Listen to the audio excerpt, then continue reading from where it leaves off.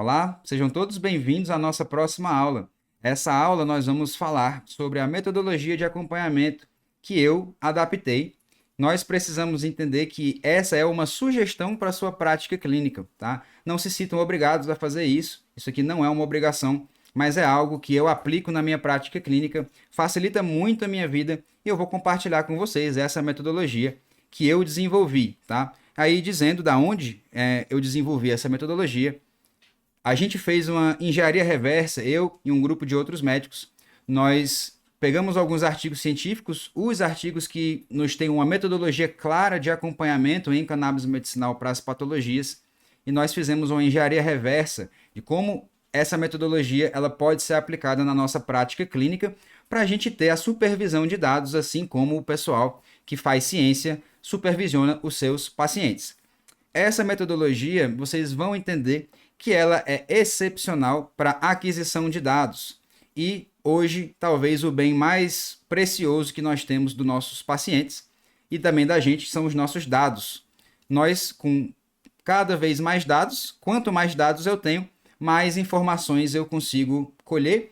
Mais informações vão me levar para uma esteira de tratamento mais assertiva e mais individualizada para aquele paciente. Logo, eu acerto mais quando eu tenho mais informações. Aqui estão os modelos, né, que a gente tem já disponíveis. Vocês têm acesso a esses modelos lá no nosso arquivo. Para vocês que estão aqui na primeira turma, lá no Notion. Para vocês que estão na segunda turma, a gente ainda não sabe se vai ser no Notion ou se vai ser direto na plataforma da VUMP, mas nós temos uma diversidade de modelos de acompanhamento semanal para algumas patologias. Aí eu já peço um favor a vocês. Se vocês sentirem falta de algum modelo, por favor, nos peçam, tá? Nos questionem, porque aí a gente vai mandar fazer. A gente entra num consenso, assim a gente fica também completo e oferece uma melhor experiência para as outras pessoas. Essas são as patologias que eu atendo mais, tá? É o meu dia a dia clínico, então eu não me importei em pensar muito fora desse universo. Então, se você quer adaptar algo desses relatórios para a sua prática clínica, por favor, adapte à sua vontade. Pode ficar livre para fazer isso. Mas se vocês quiserem compartilhar com a gente também, os outros alunos vão ter uma experiência um pouco mais completa, tá? Então, por favor, compartilhe se você achar que deve.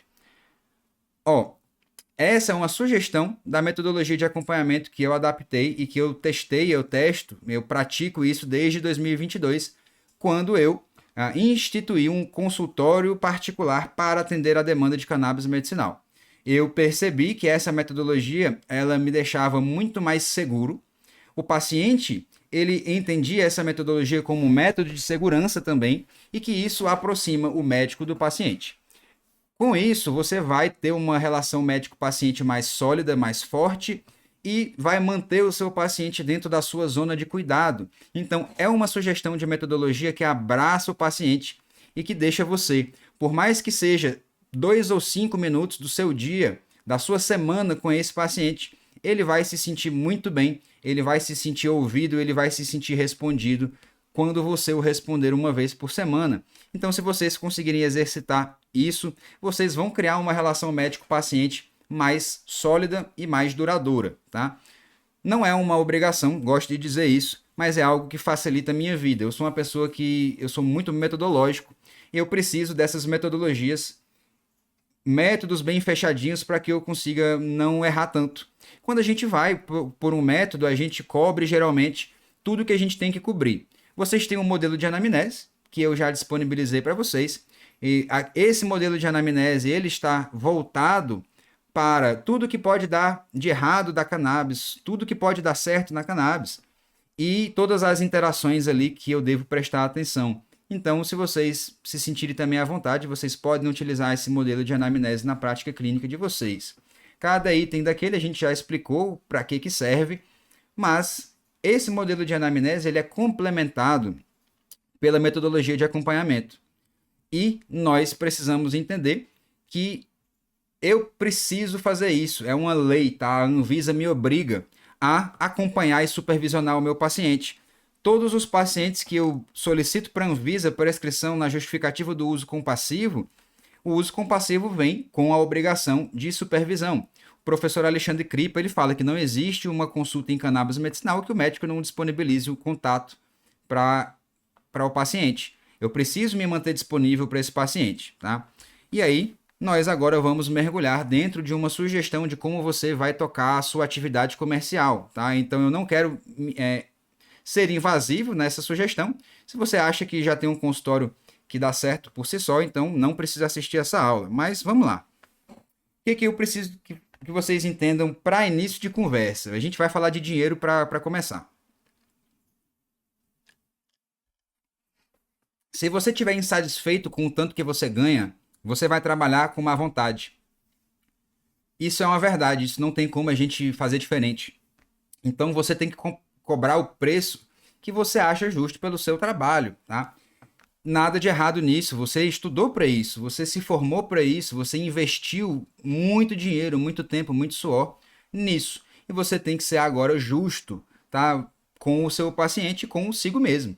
Você também não vai abrir um valor muito baixo, porque você não tem coragem de cobrar para pessoas que estão doentes. Mas tudo bem, cada um que saiba de si, tá? Mas você tem direito de cobrar o que você acha justo para o seu paciente.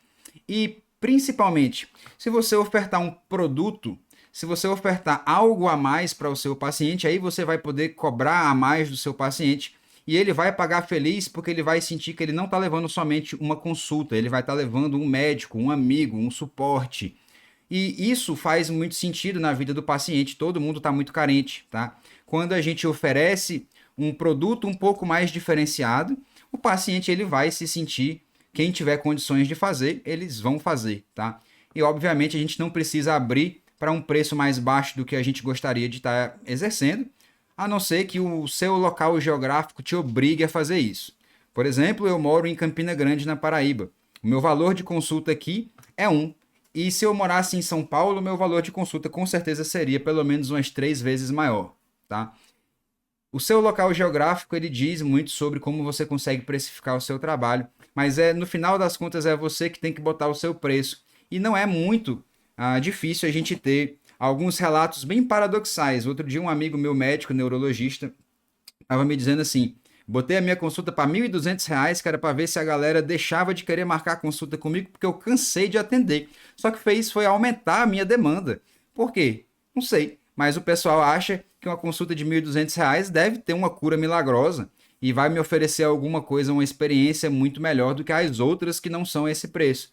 Então nós temos como entender que isso também faz parte do mercado e não temos como desvencilhar do mercado, principalmente pela atenção.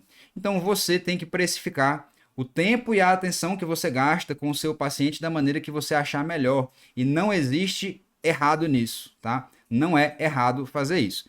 Então, partindo desse ponto que você está feliz, que você está satisfeito com o tanto que você cobra, tá? Você pode começar a ofertar para o seu paciente outras coisas. Se você não está satisfeito com o quanto você cobra, você tem que ver um mecanismo para você associar e agregar valor à sua consulta.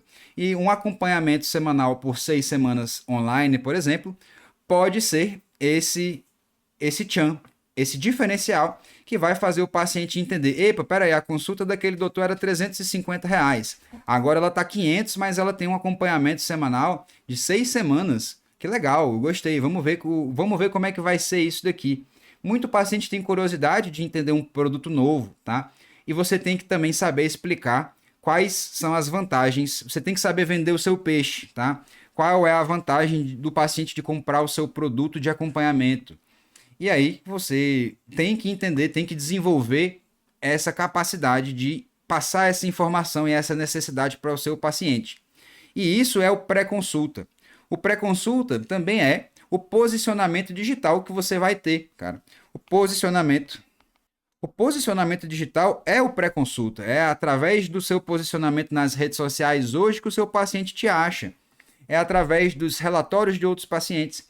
É através do ranking, né, em alguns aplicativos que os pacientes vão dar para o seu atendimento.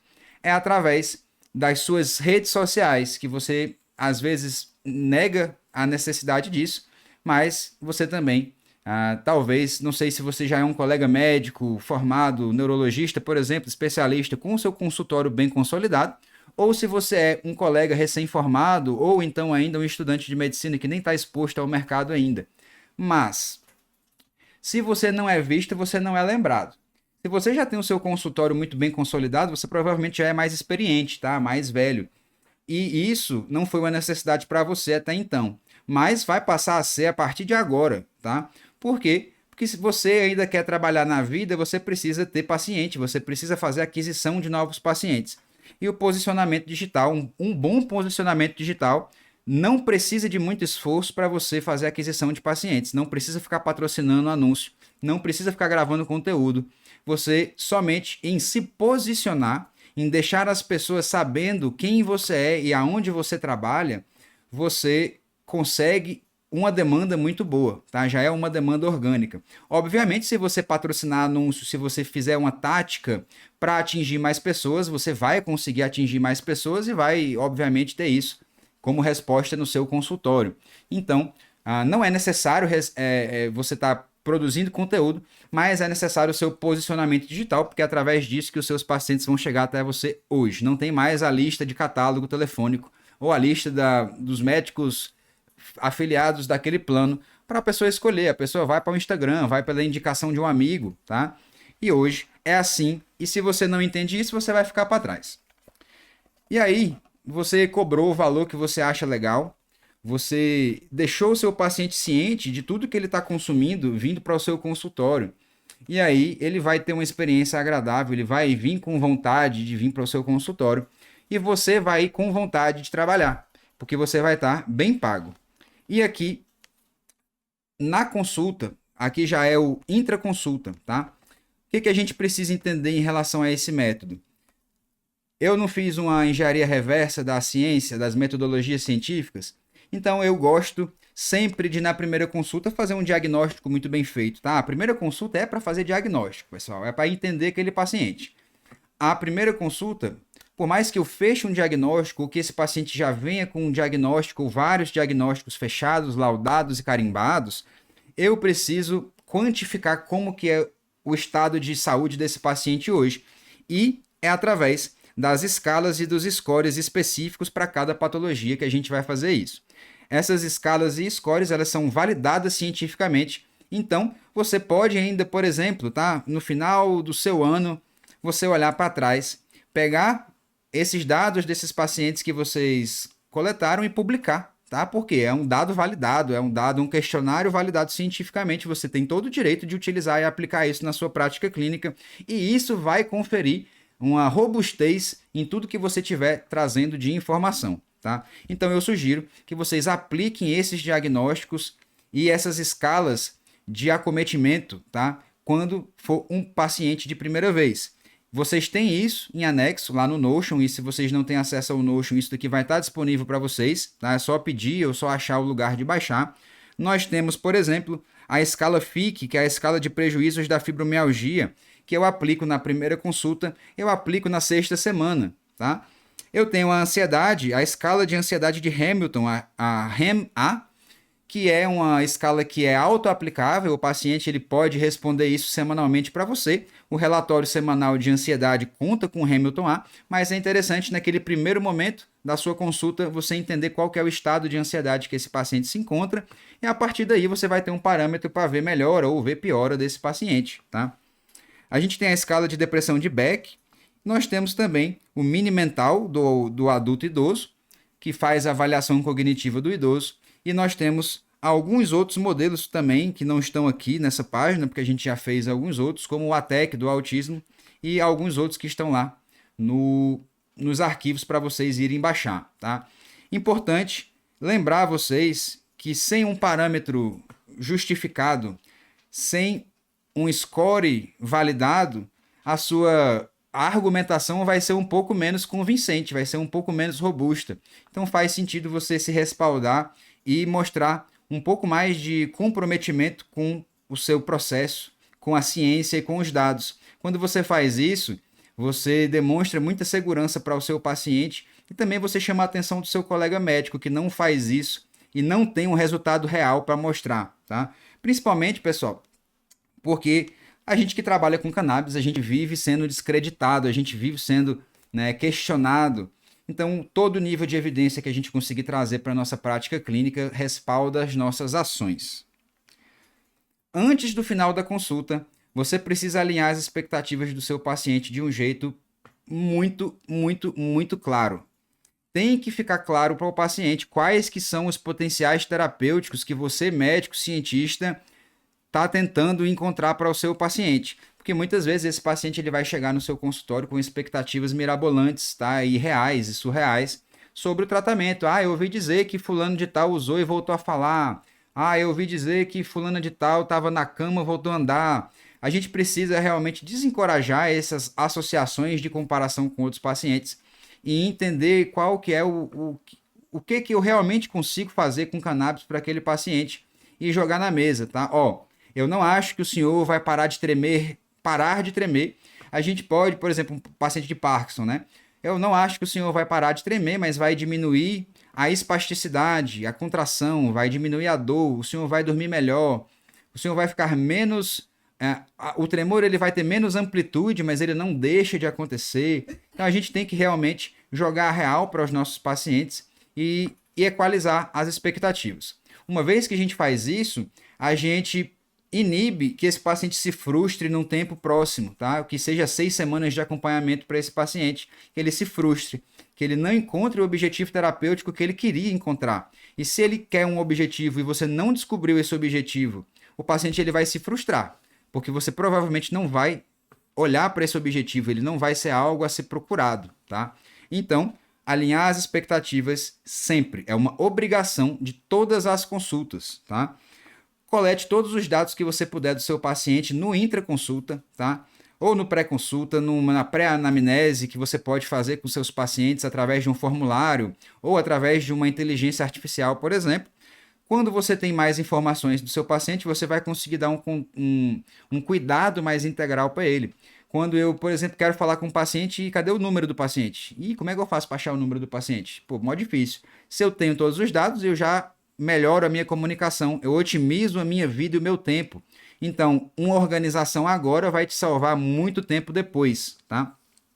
Ela pode te salvar muito tempo depois. E quando você precisar acessar os dados do seu paciente, você vai saber aonde estão. Então, final aqui da aula, eu vou deixar uma sugestão de aplicativo de organização para vocês e eu sugiro que vocês utilizem. Antes do final da consulta, você tem que verbalizar a metodologia para o paciente também. E isso daqui vai equalizar o paciente com o que ele vai entregar para você. Primeiro, a gente precisa fazer o paciente enxergar o objetivo, tá? Por que fazer essa metodologia? Por que ter disciplina em mandar o dado para o doutor? Eu digo assim, olha, quanto mais informações você me alimentar, mais informações eu vou ter para a gente achar uma dose individual para você. E a gente precisa encontrar uma dose individual para todos os pacientes, não tem receitinha de bolo. Então, é uma metodologia que é segura, isso transforma a sua relação médico-paciente, isso aproxima vocês, e o paciente que ele se sente mais acolhido, mais supervisionado, é um paciente que ele vira recorrente. E recorrência é um sonho, recorrência é um objetivo, tá? de sucesso, tá? Para a gente. Se o seu paciente ele não volta para o seu consultório, você fez alguma coisa de errado. Então, se a maioria dos seus pacientes está satisfeita com você, vai voltar para o seu cuidado, tá? Então, verbalizar essa metodologia ainda garante que o paciente vai fazer uma aquisição de dados bem feita, que a gente vai ter informações para poder gerir melhor o tratamento dele e que também esse paciente não deve entrar num transtorno de substância, ele não deve fazer uma dose inadvertida porque eu estou supervisionando ele. E aí, antes do final da consulta, a gente tem que deixar o paciente entender. Eu ainda gosto de acrescentar uma coisa. Eu digo para o paciente, olha, a consulta que você pagou já inclui esse acompanhamento. Então, você não fazer esse acompanhamento é jogar dinheiro fora. E quando a gente fala isso, geralmente esse argumento já é o suficiente na hora que mexe no bolso. O paciente, ele entende, ele fica com a sensação realmente de, pô, eu paguei por isso, eu preciso ir lá e aproveitar, né? E aí, a maioria dos pacientes vai entrar na sua proposta, vai participar dessa metodologia e você vai ter mais dados. O paciente que entra dentro do seu jogo, você vai conseguir tratar ele de uma maneira melhor, mais próxima, mais assertiva, mais individualizada. O paciente que não entra no seu jogo, ele vai ficar com a mesma dose, provavelmente que você prescreveu no início, e ele, no final das 6 semanas ou depois, ele vai chegar para você e dizer assim, não serviu de nada para mim. Por quê? Porque ele não fez o que você propôs, porque ele não participou da subida gradual de dose para encontrar uma dose individual para ele. E aí você tem que respeitosamente, muito pacientemente, lembrar o paciente de que ele não fez a metodologia correta, que se ele quiser fazer agora, ele, por favor, sinta-se convidado a começar a metodologia agora, mas isso é importante para a gente também não queimar essa via para os nossos pacientes. O paciente que ele tem uma experiência desagradável na primeira consulta, na primeira, vamos dizer assim, na primeira experiência que ele tem com cannabis medicinal, ele saiu do consultório, ele não teve uma boa experiência no consultório, ele não tem supervisão, ele vai tomar uma medicação, ele vai passar um efeito adverso, ele não vai ter o suporte do médico para tirar, esse paciente não volta. E a gente ainda queima a opção terapêutica para ele, para todo o networking que ele teria de trazer, tá? Mas quando a gente acerta, quando a gente faz a supervisão correta e deixa o paciente bem, estável, funcional, esse paciente ele vai ficar tão bem que ele vai trazer a família inteira para você. Isso já aconteceu e acontece comigo quando o paciente ele fica realmente bem atendido e bem organizado. E aí, antes do final da consulta, a gente tem que mandar para o nosso paciente a receita. É primordial que o paciente saia com a receita. A gente também precisa deixar o nosso paciente com a metodologia de acompanhamento junto da receita. Então, eu mando a receita e mando a metodologia de acompanhamento junto do paciente, para ele ter esses dois documentos primordiais no mesmo ambiente, na mesma vista. E eu preciso também estimular o paciente a ser consistente nessa aquisição de dados, porque aí a gente vai conseguir melhorar a nossa relação. A gente consegue otimizar o tratamento desse paciente e tudo fica mais seguro. Nós precisamos dizer para o paciente isso, olha, é uma terapia individualizada, o acompanhante, por exemplo, se for um paciente pediátrico ou um paciente idoso que tiver um acompanhante, a gente precisa verbalizar isso para o acompanhante também, deixar ele bem ciente de como que vai ser os dias a seguir, o tratamento, tá? Que é uma procura da dose individual daquele paciente. Então, esse acompanhamento, essa metodologia de acompanhamento serve para a gente encontrar uma dose individual. Geralmente a gente encontra uma dose nas primeiras semanas, a gente já consegue ir titulando. Se você pegar a mão de titular direitinho, né, as miligramas para subir em cada faixa etária, você consegue direitinho encontrar isso em 2, 3, 4 semanas, quando muito. E as últimas 2 semanas é só para a gente lapidar o protocolo, para a gente mostrar para o paciente que está tudo bem, que ele pode continuar com essa dosagem e que quando ele precisar de revisão, ele venha marcar uma nova consulta, tá? E a gente precisa verbalizar isso no pós-consulta, tá? Dentro da consulta, e assim que a consulta termina, a gente tem que terminar a consulta verbalizando isso. É um bom momento porque o paciente ele vai estar feliz, ele vai estar ali prestando atenção para poder ir embora. E eu preciso entender que nem todo paciente ele vai querer passar por isso. Então eu não vou gastar energia de ir também atrás dos pacientes que não quiserem. E aí uma coisa que a gente precisa falar, eu quero dar segurança para a prática clínica de vocês. E aí a gente precisa entender como acompanhar e como acompanhar as moléculas diferentes. O CBD ele vai ser mais tranquilo. Prescrever CBD é muito seguro.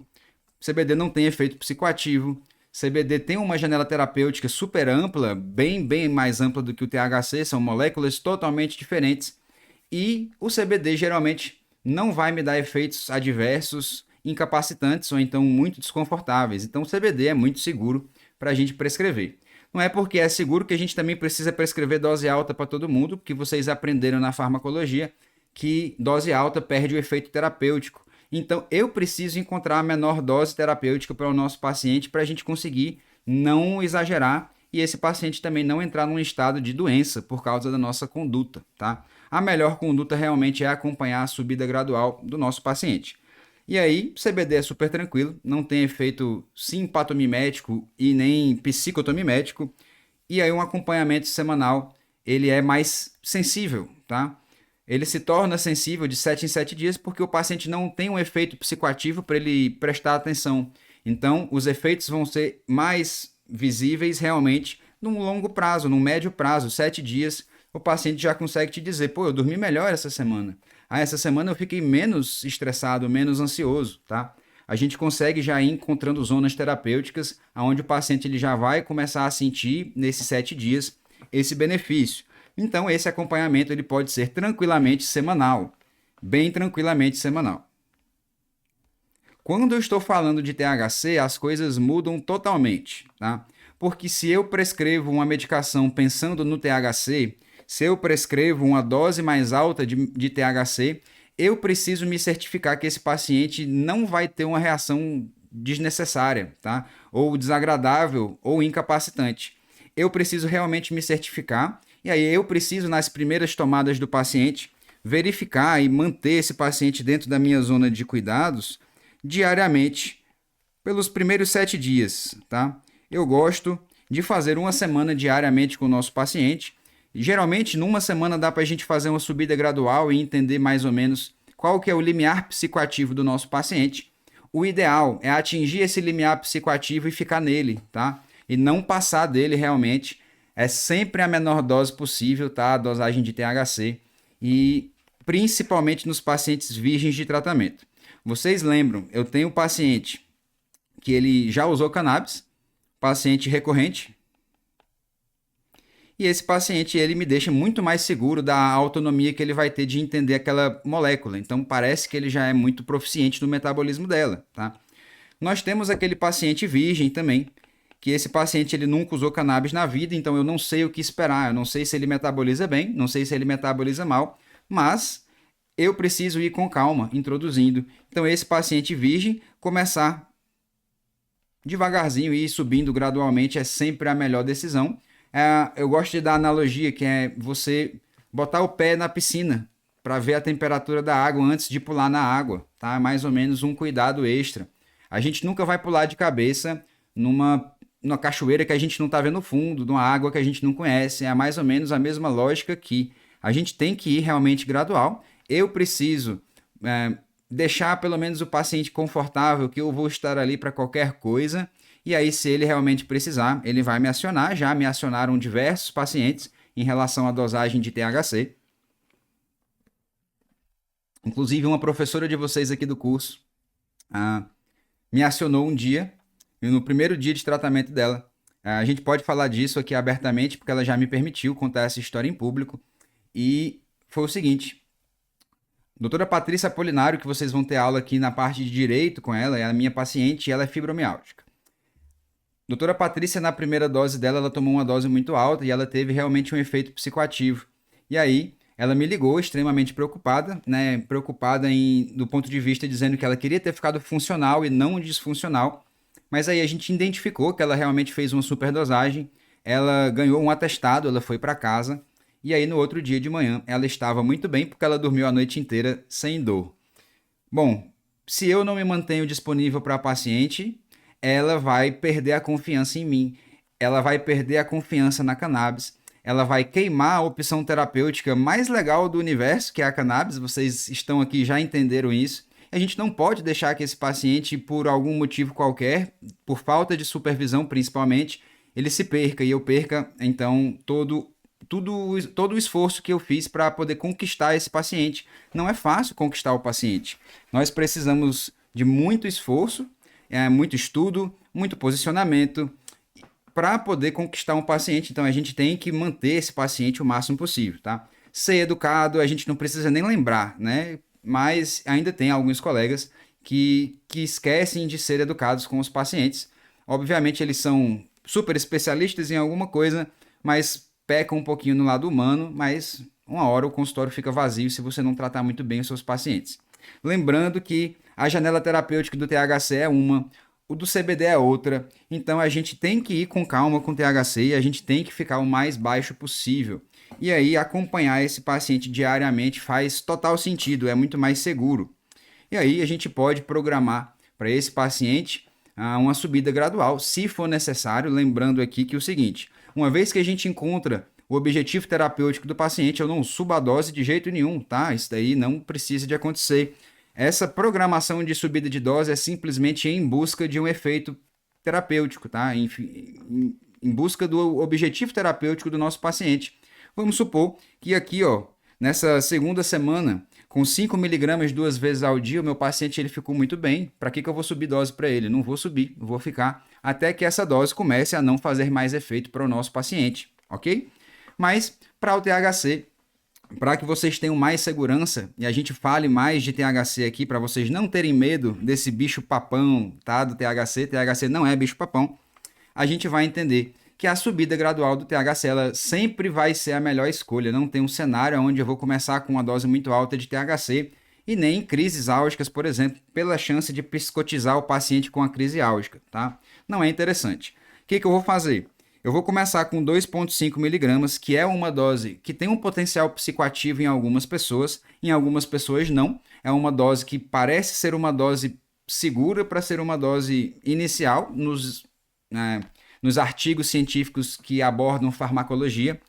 E essa tomada de 2,5 miligramas ela pode ser dividida em 2 vezes ao dia ou ela pode ser uma tomada única, tá? Eu posso dividir isso daqui em 1,5, 1,5 ou tomar uma tomada única. Geralmente eu gosto de fazer uma tomada única de 2,5 e isso será a dose inicial em pacientes adultos. Pacientes crianças a gente não vai pensar em prescrever THC de maneira isolada, tá? De maneira isolada, a gente não prescreve uma proporção maior de THC, a não ser que a gente tenha uma justificativa realmente importante para isso, dentro do uso compassivo.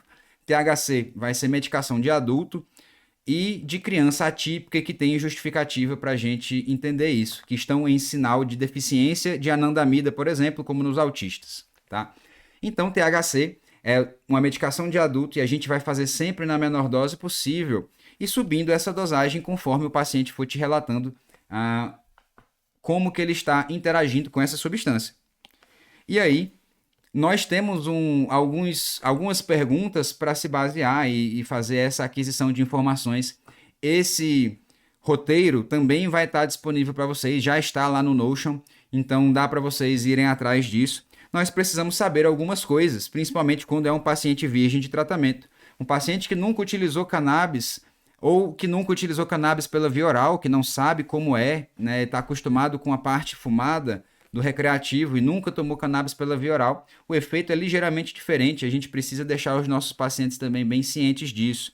E aí a gente tem esse roteirinho para aplicar para eles, tá? Qual que é o momento do dia que estamos fazendo a dosagem para o paciente? Porque aí eu consigo esperar se aquele efeito psicoativo ele vai ter importância durante o dia ou se ele não tem tanta importância durante a noite, né? Se aquele efeito psicoativo vai ser necessário à noite para ele poder relaxar.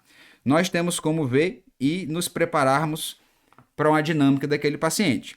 Qual que é a dosagem que está sendo feita? Aí o paciente ele vai te dizer em gotas, mas você, médico, já disse aqui, vocês têm que calcular tudo em miligramas para entender quantas miligramas a gente está fazendo para cada paciente. Se o paciente está bem ou não, se ele teve algum efeito adverso ou não. Se o paciente não teve nenhum efeito adverso, top, beleza, tá tranquilo. A gente pode continuar ali e o paciente fica para um novo relatório amanhã. A gente pode fazer isso no próximo dia. Mas se ele teve algum efeito, a gente precisa vir e entender quais foram esses efeitos e perguntar, tá, mas o que você sentiu, como é que foi, me explica aí em detalhes o que você passou para eu poder entender.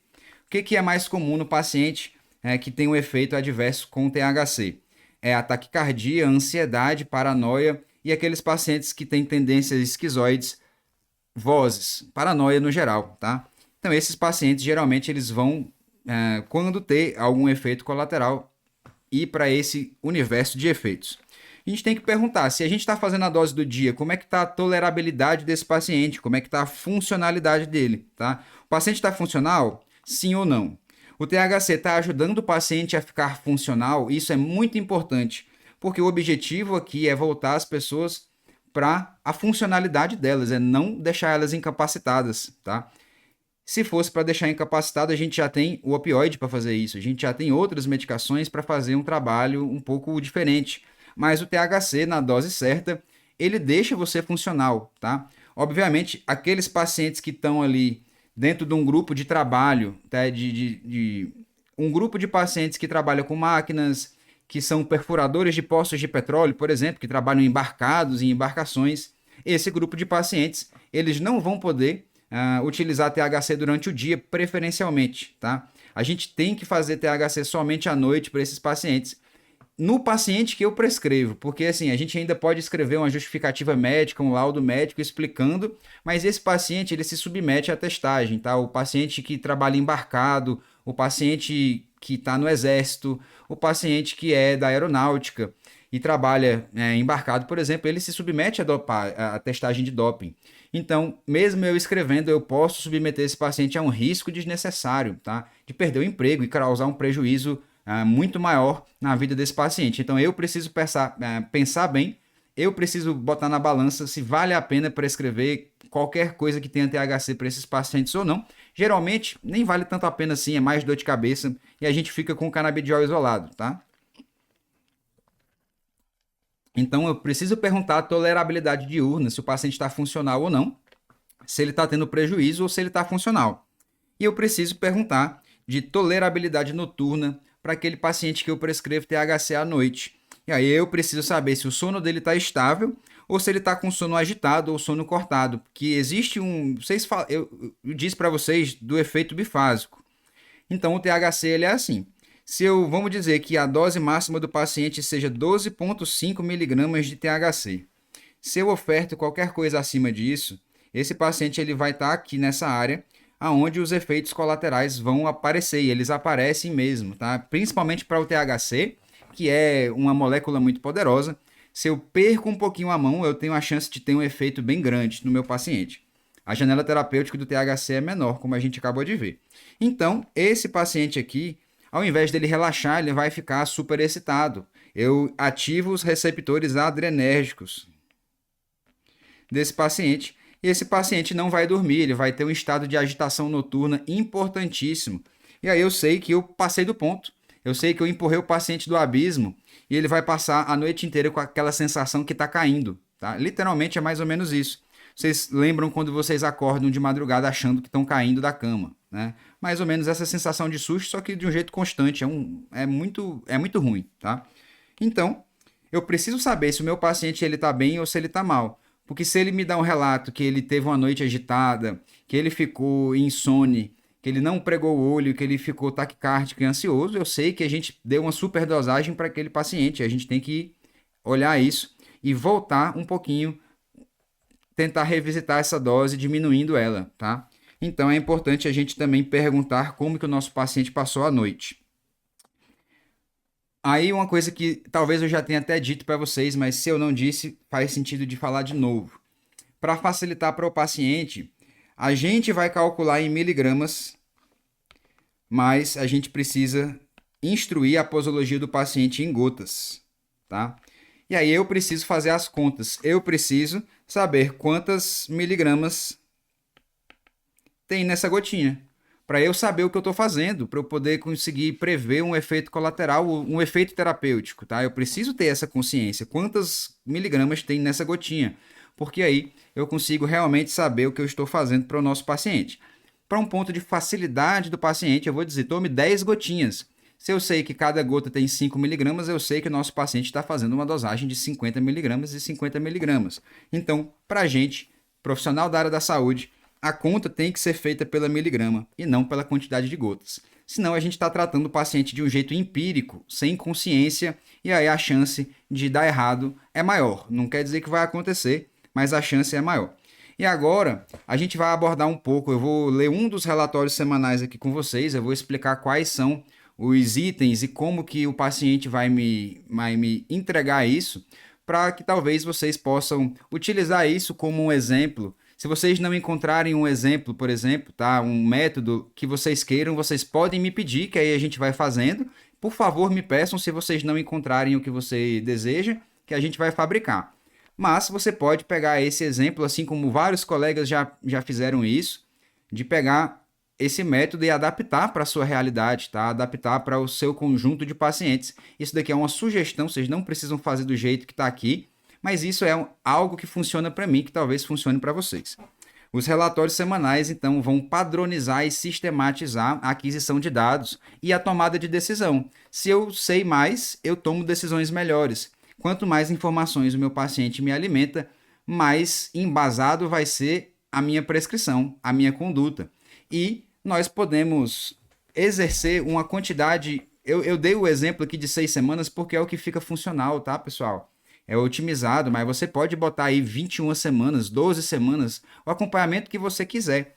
A gente tem estudos científicos que fazem 21 semanas, 12 semanas, 38 semanas e por aí vai. Então você decide quanto tempo você quer acompanhar o seu doente e ficar disponível para ele até que ele marque uma outra consulta.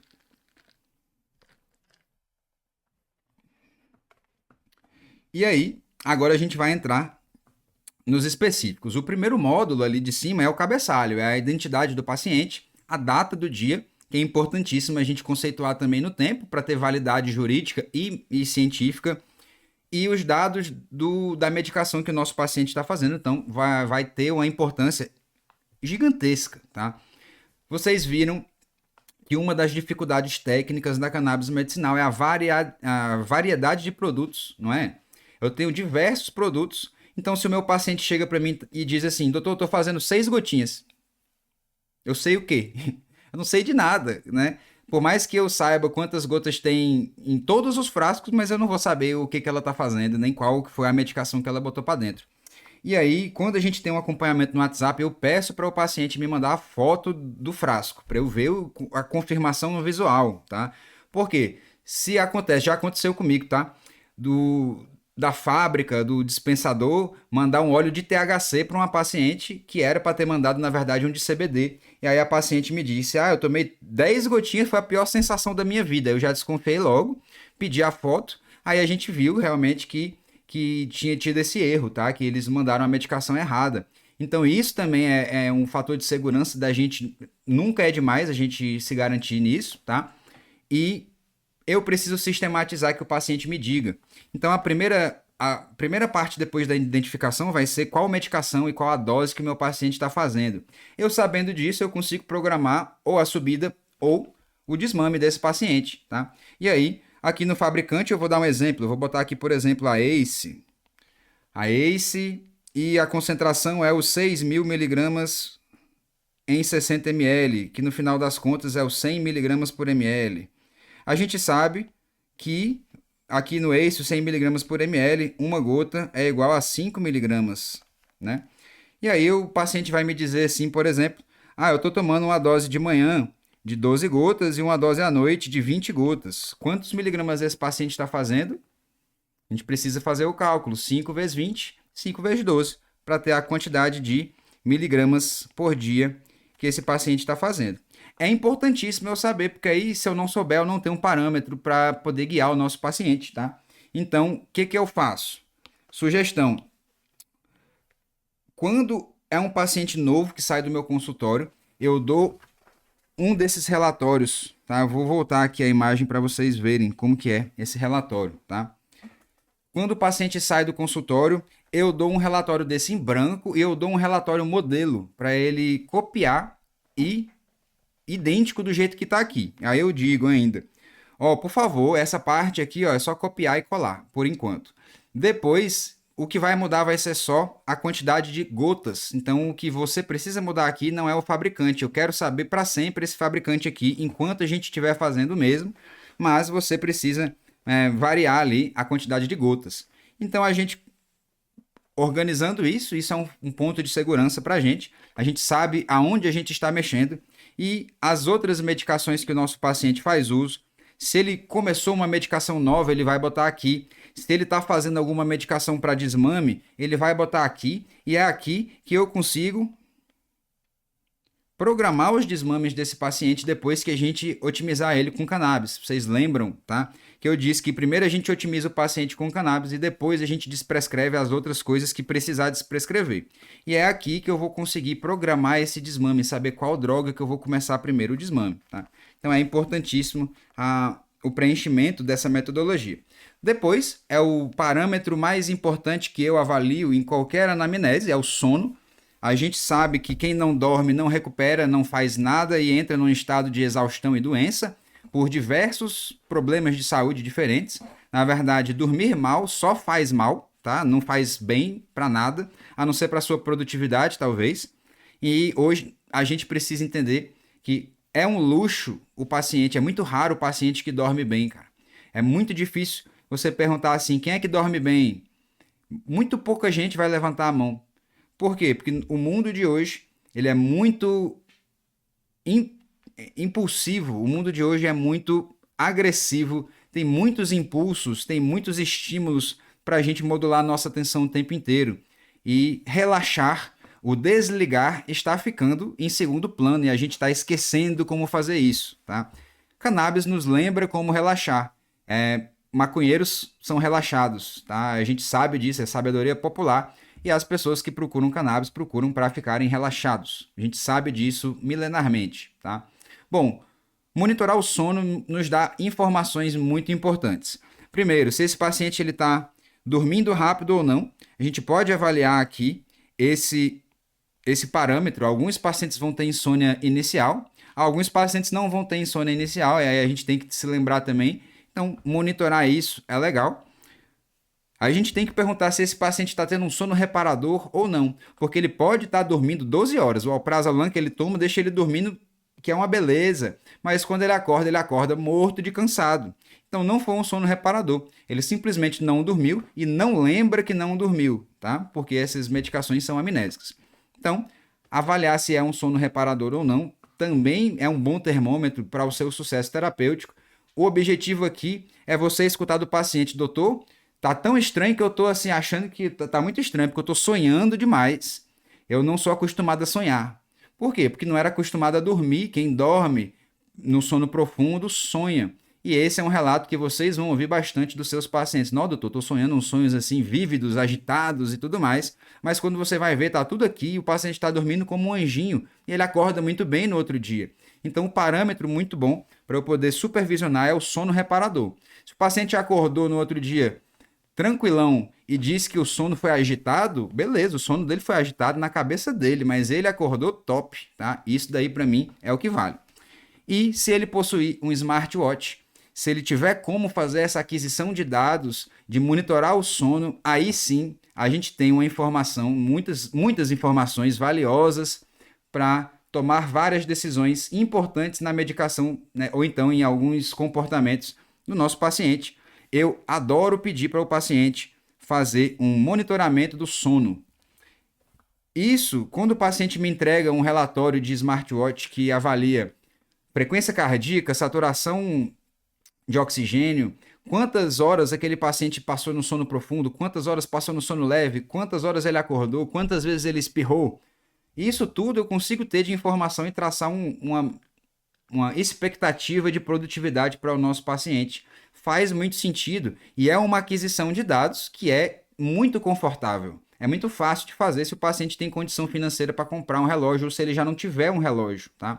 Então, todo esportista que está trabalhando em melhorar a performance, melhora sono e monitora o sono, monitora os seus treinos e monitora o sono, porque o sono faz parte do treino, é uma parte talvez mais importante do que o próprio treino itself. Ah, mas, quando a gente tem então essas informações, a gente consegue saber em qual momento do sono está um problema e aí diagnosticar e intervir de uma maneira um pouco mais assertiva. Aí é legal a gente também perguntar para o paciente que horas que ele foi dormir, o paciente vai dizer, eu fui dormir, eu deitei 11 horas, mas aí eu fui pegar no sono mesmo 1 hora da manhã, tá? Então a gente consegue monitorar isso também e a hora que acordou, a gente consegue ter uma previsão de horas totais de sono. Se o paciente está acordando com sono reparador, ele nem precisa de mais do que 5, 8 horas de sono para poder ter um sono legal e me dizer, beleza, eu dormi pouco, mas eu acordei bem. Isso para mim é o que importa. Então, faz muito sentido a gente estimular os pacientes a fazer essa aquisição de dados. É muito importante. Aí pensa comigo, o que é mais confortável? Eu dormir de relógio em casa, na minha cama, com o meu travesseiro, ou eu botar um monte de aparelho de eletrodo e dormir numa cama de uma polissonografia? Não precisa nem responder, né, pessoal? Muito mais legal dormir com relógio.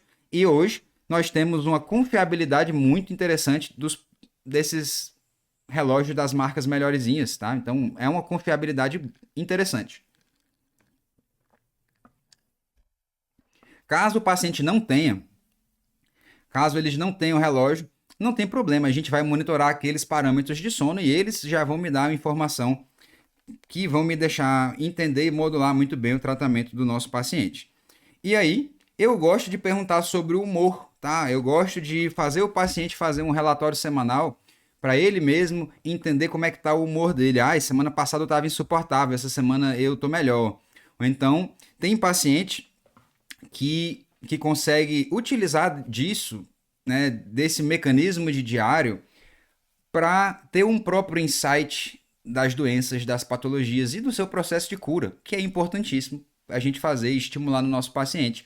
Quando a gente estimula o nosso paciente a ver e ver como que ele estava antes e ver como que ele estava agora, e esse paciente melhora, o valor que isso tem é muito mais alto do que realmente tá? Porque o nosso paciente ele vai ter uma validação positiva em cima da própria melhora, e isso vai deixar ele inclinado a continuar nisso, inclinado a estar nos seus cuidados, inclinado a ir para o seu consultório quando ele tiver um problema, tá?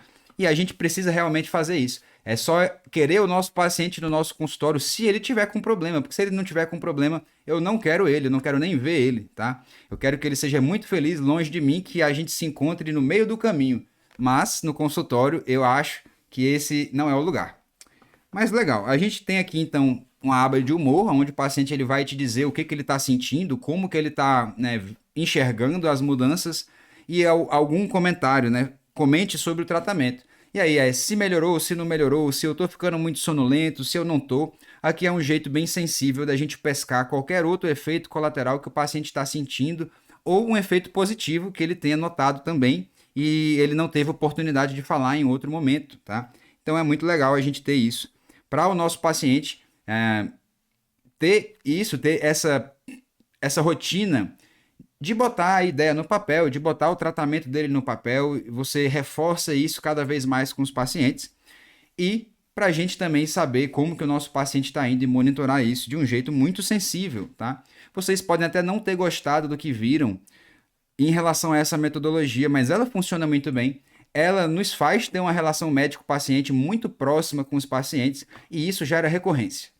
Recorrência é algo que a gente precisa mirar realmente em manter, porque fazer a aquisição de novos pacientes é muito difícil, tá? É caro, é difícil, gasta muita energia e muito dinheiro. Então, se eu dou uma experiência agradável para o meu paciente, se ele melhora porque eu estou supervisionando ele, ele vai ficar no meu ambiente, ele vai ficar nos meus cuidados, ele vai trazer a família inteira, como já aconteceu comigo diversas vezes. Então, ter essa relação mais aproximada faz muito sentido, tá? E nós estamos vivendo numa época onde a medicina está sendo meio desvalorizada, a gente está sendo, vamos dizer assim, a gente está perdendo espaço de práticas, de atos que seriam atos médicos para outros profissionais. E outros profissionais não estão deixando feio, não estão fazendo feio. E isso está conquistando cada vez mais o espaço para os outros profissionais. Então o médico ele precisa entender que está na hora de revisitar, descer do salto e entender que a nossa relação médico-paciente ela é importantíssima e se eu não tenho uma relação médico-paciente bem mantida, o paciente voa, o paciente vai para longe. E eu não falei do anexo, tá? Caso os pacientes eles tenham alguma lesão, a gente precisa monitorar essa lesão e a gente tem então que anexar essa parte visual, tá? Esse acompanhamento de lesão documental, a gente precisa documentar isso e documentar melhor ou então documentar a piora do nosso paciente, tá? São dados também importantíssimos. A ciência ela é democrática. A ciência não sabe a resposta que vai achar quando faz uma pergunta. E isso é lindo, isso é maravilhoso. Essa incerteza me faz ter muita curiosidade em fazer mais perguntas. Mas isso também vem da gente conseguir monitorar os nossos pacientes e a evolução deles, tá? Se ele tiver uma lesão ativa, a gente precisa monitorar. Se ele tiver um sintoma visual, eu preciso tentar monitorar isso. Se o paciente ele é um parkinsoniano, ele treme, eu preciso mostrar melhor, eu preciso quantificar visualmente essa melhora e ter isso como um dado guardado. Se o paciente, por exemplo, ele tem uma dificuldade cognitiva e ele tem dificuldade de aprendizado, eu preciso quantificar os aprendizados que ele vai ter, eu preciso ver quais funções novas eles estão conseguindo. E eu tenho pacientes que eram cognitivamente prejudicados depois de algumas sequelas de alguns procedimentos e que agora recobraram o aprendizado completo de funções que nunca tiveram, tá? Então, reaprendendo coisas que já sabiam, mas estão desenvolvendo aprendizados motores finos, maravilhosos, de coisas que nunca souberam, tá? Então, a gente devolve a capacidade de aprendizado de algumas pessoas, mas a gente precisa quantificar isso para ser visual, para ser prova, tá? E aí, você pode treinar uma pessoa da sua equipe a partir do momento que a sua demanda estiver alta demais. Recentemente, eu fiz isso, faz pouco mais de uns 6 meses, tá? Que eu precisei chamar uma ajuda, porque eu não estava dando conta mais de manejar as minhas próprias redes. Então, eu precisei chamar uma ajuda de uma pessoa que eu confio, tá? Que é parte da minha equipe. Eu fiz um treinamento com ela, ela já era uma pessoa muito experiente em pessoas, em lidar com pessoas no digital, e hoje eu tenho uma pessoa que me ajuda nas demandas, ela classifica as demandas para mim, ela faz a marcação de consultas, ela faz o acolhimento de pacientes que precisam de acolhimento não emergencial e classifica na ordem que eu preciso atender os pacientes todos os dias. A gente consegue ter uma pessoa para fazer isso. Quando não aparecer uma inteligência artificial que já faça isso, tá? A gente vai ter ainda um módulo de inteligência artificial com o pessoal específico, especializado em inteligência artificial. Eu espero que eles tragam alguma alternativa para a gente. Eu também vou aprender muito nesse módulo. E você tem como treinar a sua equipe do jeito que você achar melhor o seu proceder, tá? Geralmente, a equipe ela vai responder o que você botar para ela responder. Então, você tem que treinar a equipe do jeito que você espera que ela funcione. E não simplesmente contratar uma secretária e esperar que ela vá atender os seus pacientes do jeito que você quer, tá? Então, a gente precisa ter um tempo e ter a abertura com essa pessoa que a gente está treinando para mostrar o caminho que a gente quer que elas sigam, para manter o cuidado do nosso paciente na mesma linha, tá? Falando a mesma língua. É muito importante que vocês consigam pensar nisso quando for a hora para vocês. Vai chegar a hora que vocês vão ter paciente demais, que não vão conseguir realmente lidar com isso.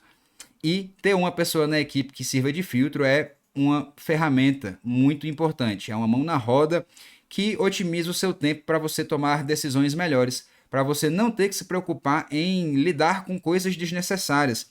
E isso é uma otimização que vai impedir você de entrar em estados de burnout, por exemplo, tá?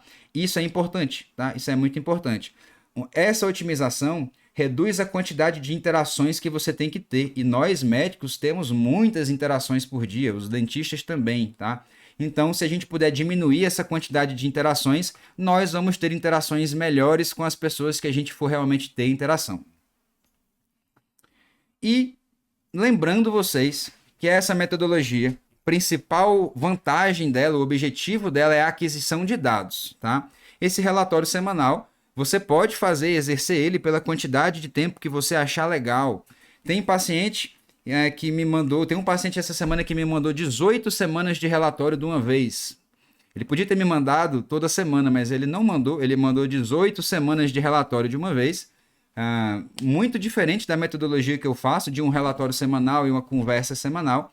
Mas esse paciente estava muito bem, o tratamento encaixou com uma luva para ele e eu tive 18 relatórios muito lindos e completos sobre a evolução desse paciente, para no final ele chegar e dizer assim: faz tanto tempo que eu não sei como é estar bem, que eu estou duvidando se eu estou vivo ou se eu estou morto. Eu sei que tem como a gente interpretar isso de vários jeitos diferentes, mas os últimos 3 relatos dele foram me dizendo mais ou menos a mesma coisa, que ele não se acostumou ainda a estar bem, a estar estável. Ele está achando bom demais para ser verdade, né? E isso é um relato que geralmente, quando a gente bota o paciente para ler, o paciente ele consegue entender essa melhora e ficar nesse comportamento que melhorou ele mais tempo, tá? É realmente mudar pelo cansaço, é ganhar no cansaço, mas é entender pela subida gradual mesmo, tá? Que é uma subida bonita, é um processo de cura, né? É um processo de melhora que nossos pacientes vão estar entrando, e isso, quando a gente consegue mostrar, é importante também. Isso faz um pouco mais de bem para o paciente e para a gente. Mas é importante vocês lembrarem os pacientes que isso existe para fazer aquisição de dados, que podem ser utilizados de maneira jurídica, que podem ser utilizados de maneira científica. Então, vou dar um exemplo para vocês aqui de uma coisa que eu estou começando a exercitar e praticar cada vez mais.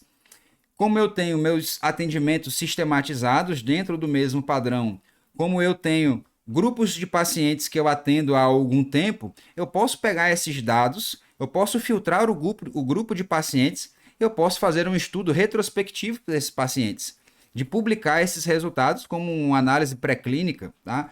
E isso tem relevância, tá? É um grupo de pacientes que você consegue analisar, são dados confiáveis que você consegue analisar, que são seus dados. Então, a sua obrigação é cuidar muito bem deles e estimular os seus pacientes à aquisição desses dados para que vocês consigam andar para frente na vida de vocês, tanto científica como jurídica, tá? Então, é importante que vocês comecem a desenvolver esse relacionamento com os dados, né? Esse relacionamento faz muito sentido.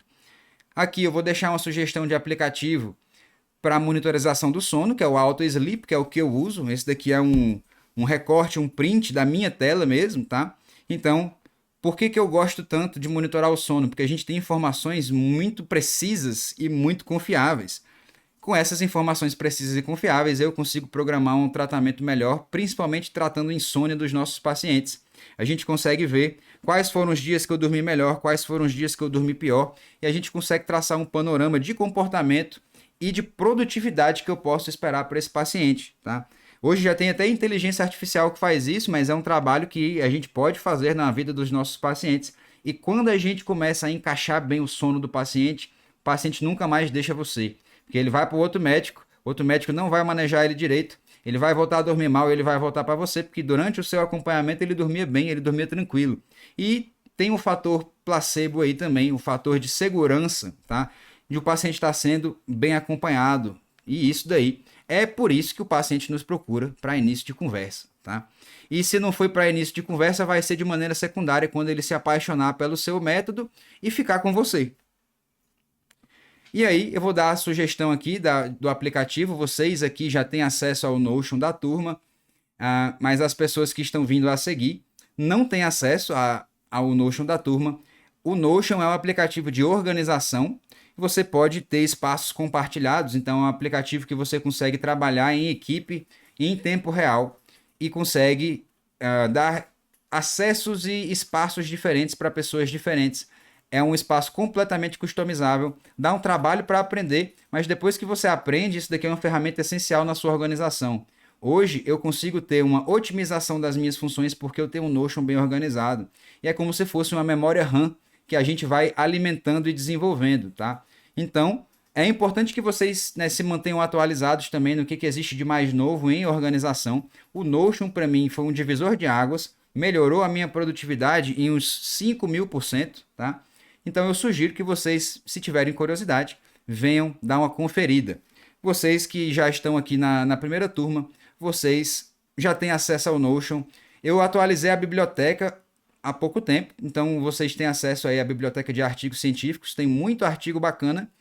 Vocês também vão ter acesso, que eu vou disponibilizar logo mais, que estão ficando prontos os materiais teóricos, tá? Eu sei que demorou, desculpe pela demora, mas está saindo do forno o livro-texto de vocês e está muito lindo, tá? Então vocês já vão receber esses módulos separados e assim que tiver uma versão compilada completa eu mando também, tá? Pessoal, muito obrigado pela atenção de vocês nessa aula.